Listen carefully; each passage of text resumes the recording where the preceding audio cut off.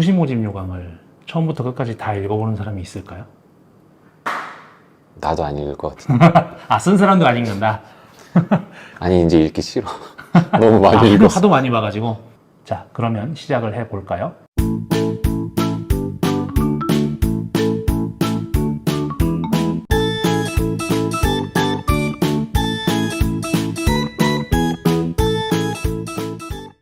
선생님은 수시 모집 요강을 처음부터 끝까지 어쨌든 쓰셨잖아요. 네, 처음부터 끝까지 읽어보신 적은 있으세요?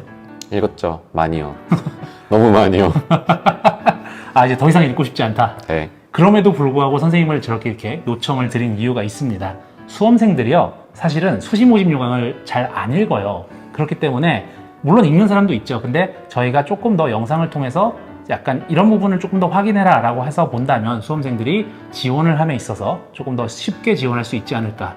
더 중요한 거, 우리한테 전화를 덜 하지 않을까요? 과연 전화가 더 어려울까요? 자, 그러면 US 입시 만담 수시 모집 요강을 한번 파헤쳐보는 시간을 가지도록 하겠습니다. 자, 먼저 자기소개 한번 부탁드립니다. 자기소개 안 한다며. 네, 수시 모집 담당자입니다. 아, 네. 이름은 안 밝히시고. 네, 황정입니다. 네, 수시 모집 담당자 황정 선생님과 함께 네. 수시 모집 요강에 대해서 수험생들이 꼭 알아야 될 정보들을 한번 가지고 이야기를 나눠보겠습니다. 2023학년도 대비 2024학년도 입학 전형 주요 변경사항이라는 게 있잖아요. 네. 달라진 점이 좀 어떤 게 있을까요? 대략적으로. 지역균형 선발 전형이 학교장 추천제로 운영되는데 네. 그 학교별 추천 인원이 조금 늘었고 작년 대비 8명에서 10명 늘었고 모집 인원이 조금 작년 대비 그 교과 전형이 늘었어요. 네, 그리고 뭐 학생부 종합 전형에서 뭐 다 아시겠지만 자기소개서가 폐지가 됐고 그렇죠. 그리고 실기 전형 중에 디자인학과가 정시로 이동을 했습니다. 그 정도가 가장 큰 요인인 것 같아요. 지금 얘기를 들어보니까 고교별 추천 인원이 10명으로 늘었잖아요. 네. 그러면 실제로 고교에서는 보통 한 몇 명 정도씩 그렇게 좀 추천을 하나요? 평균적으로 뭐 학교마다 다르긴 하겠지만. 네, 학교마다 다 다른데 저희가 작년, 재작년 봤을 때 1200에서 1300개 고교에서 추천을 해주시는데 보통 평균 한 2.5에서 2.9 정도. 그러니까 네. 2명에서 3명 정도. 네, 네. 네, 그렇게 되는군요. 대학 입학 전형 자료 온라인 제공에 관한 사항을 좀 같이 얘기를 해볼까 해요. 네. 이게 지금 수시 모집 요강에 나와 있기로 2016년 2월 졸업자부터만 이제 온라인 제공이 가능하다라고 하는데 혹시 그 이유가 있을까요? 사실 나이스 시스템이 구축된 건 훨씬 더 이전으로 알고 있는데. 그건 우리 학교뿐만이 아니라 대기업에서 그 나이스 시스템이랑 연계가 될 때 거기까지만 저희 학교로 이제 그 연계를 시켜주시거든요. 네. 그렇기 때문에 우리가 그냥 임의로 딱 그 이전 자료는 수기로 제출하세요. 그게 아니라 저희가 받을 수 있는 거는 최대한 전산으로 다 받지만 그 이전에 졸업하신 분들 거는 어쩔 수 없이 받는 부분인 거 참고하시면 좋을 것 같습니다. 그래서 그 이전에 졸업하신 분들은 그러면 이제 당연히 고등학교에서 발급을 받으시거나 네. 생활기록부를 발급을 받아서 원본 대조피를 이제 찍어 오셔야겠네요. 네, 맞습니다. 요즘은 근데 이제 그 무인 발급기 같은 데나 아니면은 관공서에서도 찍어서 이제 발급을 받으셔가지고 거기 직인을 찍어서 갖고 오시는 분들 많거든요. 무조건 학교로만 갈 필요가 없는 거예요? 네네, 맞습니다. 그렇군요. 네, 알겠습니다. 자, 다음으로 전형료에 대한 얘기인데요. 이제 어떻게 전형료를 내야 되냐? 학교마다 이런 경우들이 있어요. 지원 자격이 된다면, 예를 들어서 내가 어떤 뭐 기초생활수급자 그 증명서가 있다거나 뭐 한부모 가족 증명서가 있는 경우 그 증명서가 있다면 사실 자기가 지원하는 모든 전형을 이제 증명만 하면 무료로 해주는 대학들이 있고 좀 지금 우리 같은 경우 어떻게 돼 있죠? 이렇게 이거와 다르게? 그 고른기회 전형이라던가 사회공헌 통합 전형 이런 그 기회균형 전형에 네. 지원하시는 분들만 저희가 전형료를 무료로 지금 해드리고 있고 나머지 논술 전형이나 교과 전형, 종합 전형, 뭐 정시 지원하실 때는 지원하시는 본인이 기초생활수급자라든지 그런 데에 해당되시다고 하더라도 전형료는 납부하시도록 저희가 안내를 해드리고 있습니다. 환불 안 해주냐고 전화하시는데 예, 저희는 환불? 그 고른기회 전형하고 사통만 예, 환불이 아니라 그때 이제 전형을 아예 징수를 안 하는 형식으로 네네. 하고 있으니까 예. 이미 받고 환불되는 게 아니라 애초에 이 전형에 한해서만 징수를 안 하고 있다. 네. 원서 자체를 이제 쓰려고 저장해 놓으셨다가 결제가 안 되면 네. 하나가 날아가는 거죠. 날아가죠. 결제가 완료되는 시점까지가 이제 그 원서 접수 마감 시간 이전에 완료가 돼야 되는 거라서 저장만 해놓으셨다가 나중에 결제해야지라고 생각하시면 안 될 것 같습니다. 9월 14일 목요일 18시까지 반드시 결제까지 끝나 있어야 완벽하게 접수가 된다는 점 다시 한번 알려드립니다. 네. 그러니까 저는 이것도 있어요. 인터넷 설정이나 브라우저 설정 같은 데서 뭔가 프로그램 설치 안 하고 이래가지고 오류나는 경우들도 있으신데 그렇죠. 뭐 팝업 네, 팝업 설정 안 라든지. 했다거나 그런 것도 주의해서 미리 예행 연습을 잘 해주시기 바라겠습니다. 수험생 여러분들은 아마 다 조기 발표를 해달라고 바라실 거예요. 근데 웃긴 게 조기 발표를 하고 욕먹는 경우들도 있어요. 아, 네, 맞아요. 그 모 대학교가 이제 수능 전에 조기 발표를 했다가 수능 망칠 일 있냐, 뭐. 그리고 저희는 이상하게 이미지가 죽었다 깨나도 조기 발표를 안 하는 공무원 놈들 말이면서. 근데 공무원이세요? 아닙니다. 저도 공무원 아닙니다. 그냥 대학 직원이에요. 네, 많이 오해들을 하시죠. 공무원들도 같이 일하긴 하는데요. 전형 결과가 나오고 저희가 순위를 산정하고 난 다음에 그 순위 산정한 걸 그냥 무조건 수험생들에게 뿌리는 게 아니거든요. 절차가 상당히 많습니다. 저희가 담당자 혼자만 계산을 하고 다 이걸 산정을 해가지고 합격자를 정하는 게 아니기 때문에 담당자가 한 거를 검증하는 절차가 있어요. 학내 이제 위원회라든지 입학처 내부의 회의라든지 그런 거 다 절차를 거쳐야지 최종적으로 그 수험생들한테 발표를 할 수가 있는 거기 때문에 그냥 단순히 이미 너네 결과 갖고 있는데 왜 발표 안 하냐 이렇게 너무 그렇게 좀 생각하지 않아 주셨으면 좋겠어요. 저희도 빨리 하고 싶죠. 근데 빨리 하는 것보다 더 중요한 건 정확하게 발표하는 거라고 생각하거든요. 네, 맞아요. 그렇기 때문에 저희가 정말로 몇 번씩 검증을 하는지 몰라요. 안 틀리려고. 수험생의 대입이라는 어떻게 보면 우리나라에서 되게 소중한 가치, 그리고 그 수험생의 어떻게 보면 고등학교 3학년까지 생활이 달려있는 결과일 수 있는 거잖아요. 네. 그렇기 때문에 저희가 정말로 여러 번 검증하고 또 검증해서 최대한 문제가 없게 하려고 노력하고 있다.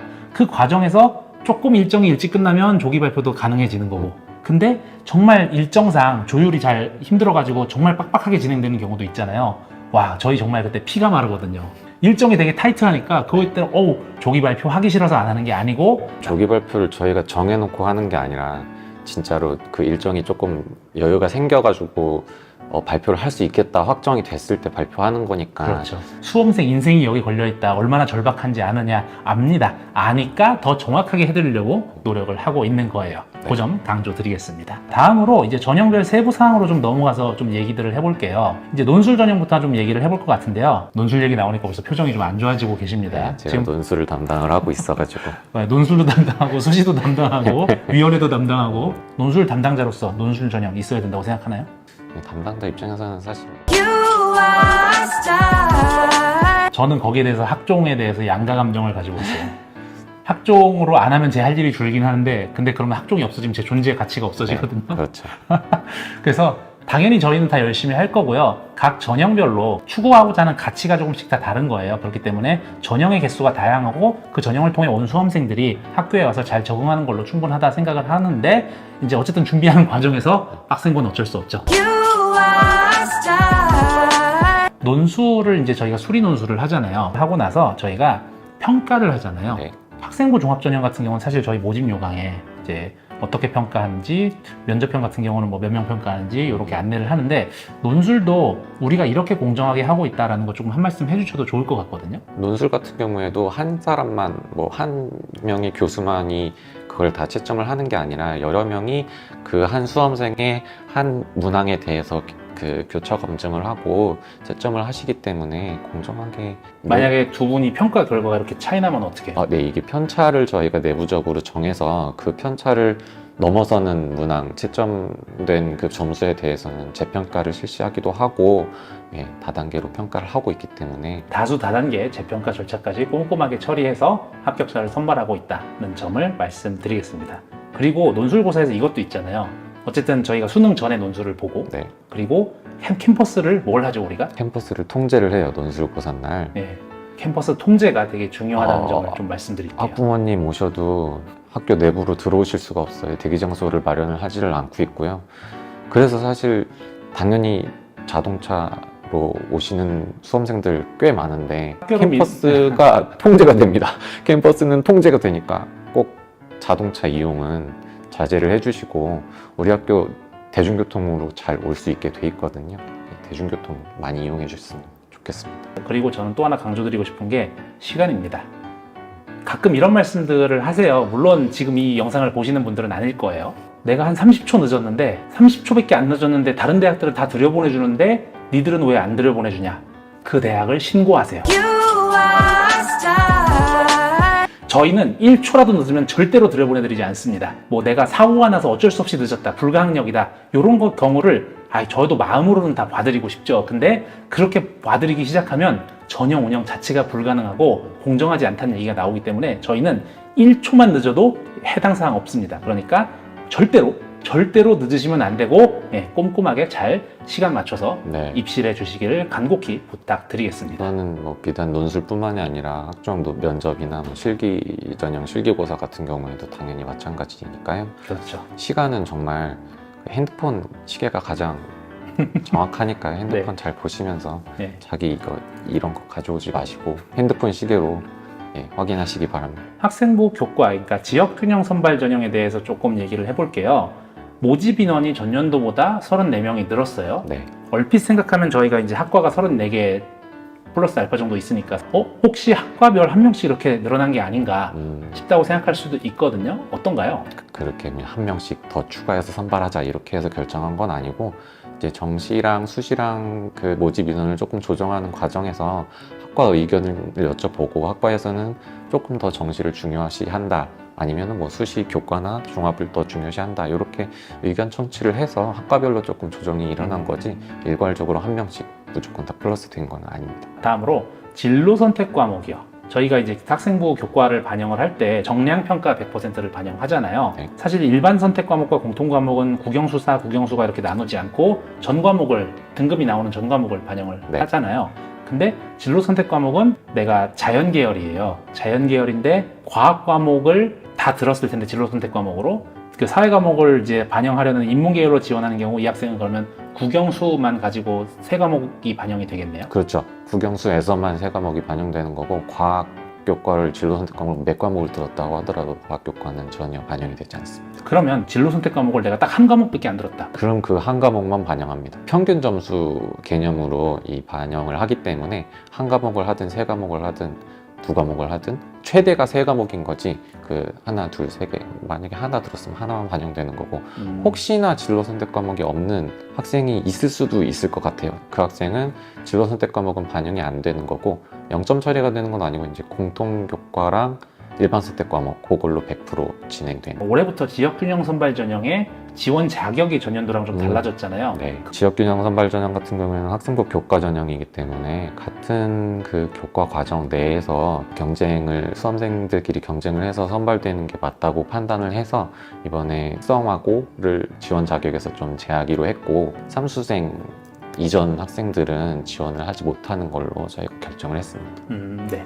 그러면 특성화고 학생들이 왜 못하냐 이렇게 말할 수도 있는 거잖아요. 네. 그래서 학생부 종합전형 유형의 기회균형 선발 전형에서 특성화고 학생들도 지원할 수 있게 저희가 지원 자격에 추가를 했습니다. 특성화고 학생들은 그쪽으로 한번 지원해 보시면 좋을 것 같아요. 네. 자, 정시도 있고요. 수능 최저 학력 기준에 대한 얘기도 좀 해볼게요. 네. 내가 수능을 이렇게 보는데 삼합치를 맞추는 데 있어서 뭐 국어를 안 해도 되냐, 수학을 안 해도 되냐, 아니면 뭐 탐구를 사탐, 과탐 섞어도 되냐 이런 얘기들을 많이 해요. 네. 어떨까요? 여기서 무조건 이 과목을 응시를 해야 되느냐 그거는 아니거든요. 이제 만약에 국영수에서 삼합치를 충족을 할 수 있다면 탐구는 뭐 안 보셔도 되고 뭐를 선택하셔도 상관은 없고 저희가 제시한 그 영역을 무조건 응시해야 되는 건 아니고 그 안에서 저희가 제시해드린 영역 안에서 삼합치를 맞출 수 있다면 탐구를 어떤 걸 선택을 하시든 만약에 뭐 수학도 자연계열 응시하는데 확률과 통계를 응시를 하셨다 그러면 뭐 국어, 영어, 탐구에서 과탐에서 맞추시면 되는 겁니다. 그러면 자연계열 이제 원에 지원하거나 이런 경우에 사실은 미적분과 기하를 하라고 저희가 지정을 해놨잖아요. 네. 그러면 수학을 아예 안 보고 국영, 탐만 가지고도 삼합치를 맞춰도 괜찮은 거예요? 네, 상관없습니다. 지역균형 선발 전형은 그렇게 괜찮다. 네, 응시 여부랑은 상관이 없습니다. 알겠습니다. 이것도 되게 중요하고 수험생 여러분께서 많이 물어보시는 내용이니까 숙지를 하셨으면 좋겠습니다. 자, 다음으로 이제 학생부 종합전형에 대한 내용인데요. 학생부 종합전형은 일단 여기선 한마디로 설명드릴게요. 모집 단위별 인재상 보세요. 그게 제일 중요합니다. 기회균형 전형에서 이제 특성화 고교 지원 출신자가 추가가 됐잖아요. 그렇다 보니까 이런 질문도 좀 많이 들어오더라고요.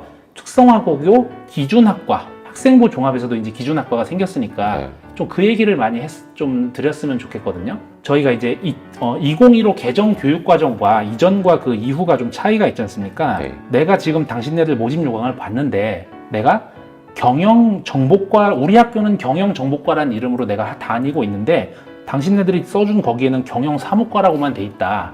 그럼 내가 다니는 학과가 없는데 나 어디에 지원하라는 얘기냐?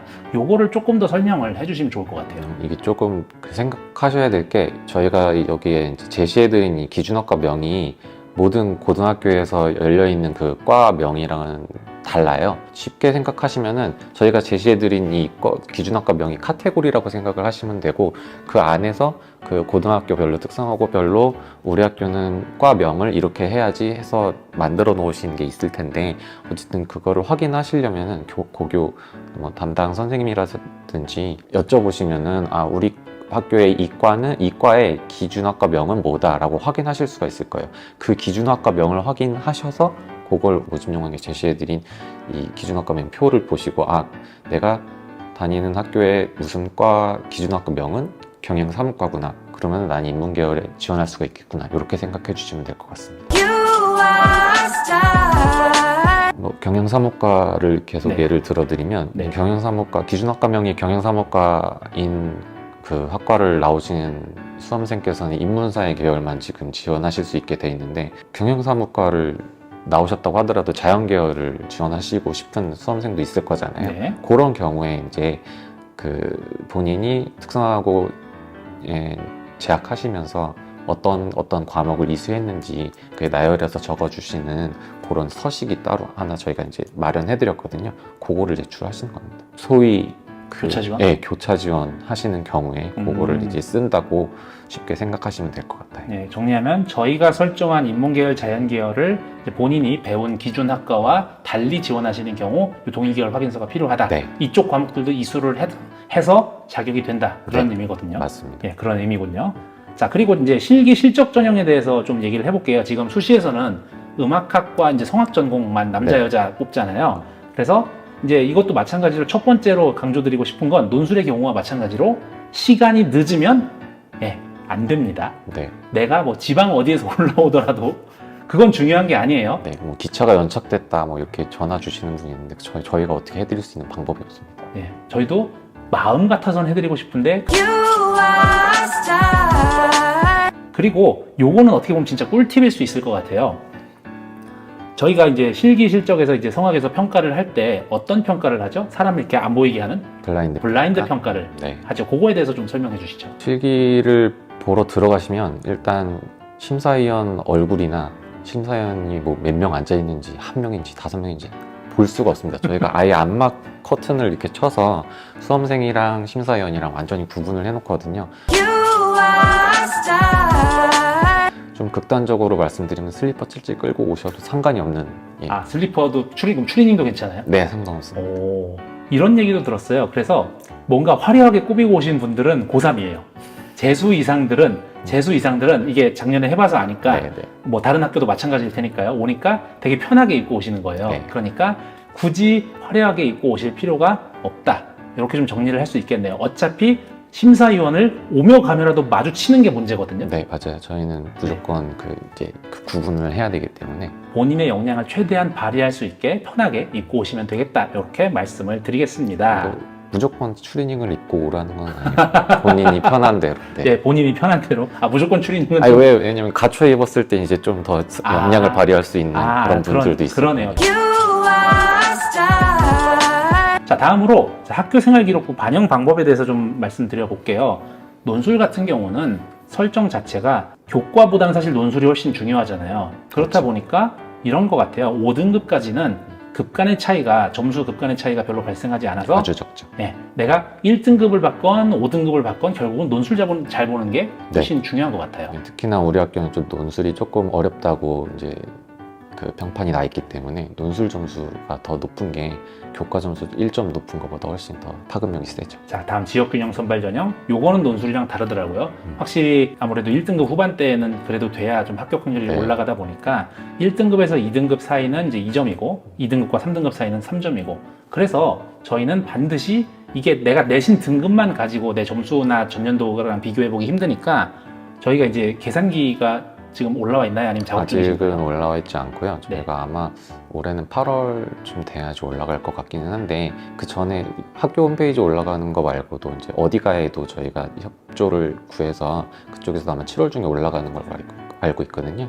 그쪽에서 확인 한번 해보시고 참고하시는 편이 좋을 것 같습니다. 대학 어디가를 활용해서도 저 서울시립대학교 산식에 의해서 네. 점수를 계산할 수 있다. 그리고 7월 중에 아마 올라가는 것으로 알고 있다. 네, 저희가 최근에 검증까지 마치기는 했거든요.